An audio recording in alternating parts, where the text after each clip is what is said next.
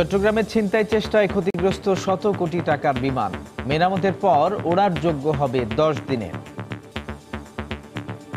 দ্রুততম সময়ের ভিতরে আমরা এটাকে রিপেয়ার করে এটাকে আবার আমরা উড্ডয়নের অবস্থায় নিয়ে যেতে চাচ্ছি। জিজ্ঞাসাবাদ করা হবে পাইলট ও ক্রুদের। থানায় জমা পড়ল খেলনা পিস্তল ও নকল বোমা। সকল সাক্ষীর সঙ্গে আমাদের জিজ্ঞাসাবাদ শুরু হবে। তদন্তের যে রেগুলার প্রক্রিয়া সেই প্রক্রিয়া অনুসরণ করা হবে।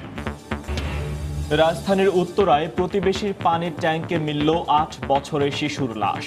রাস্তা অবরোধ করে এলাকাবাসীর বিক্ষোভ, অভিযুক্তের বাড়ির সামনে অবস্থান। ঢাকা উত্তর সিটির উপনির্বাচন কাল ভোট কেন্দ্রের আশপাশে ছাড়া যান চলাচল স্বাভাবিক থাকবে। সব দলের অংশ না নেয়া কমিশনের জন্য অস্বস্তিকর, ব্রিফিংয়ে সিইসি। সুস্থ হয়ে বাড়ি ফিরলেন চকবাজারে দগ্ধ আরেকজন। এখনো হাসপাতালে 4 জন। পুরান ঢাকা থেকে এসিডের গুদাম সরবে গাজীপুরে, অন্য রাসায়নিক পোস্তগোলায়।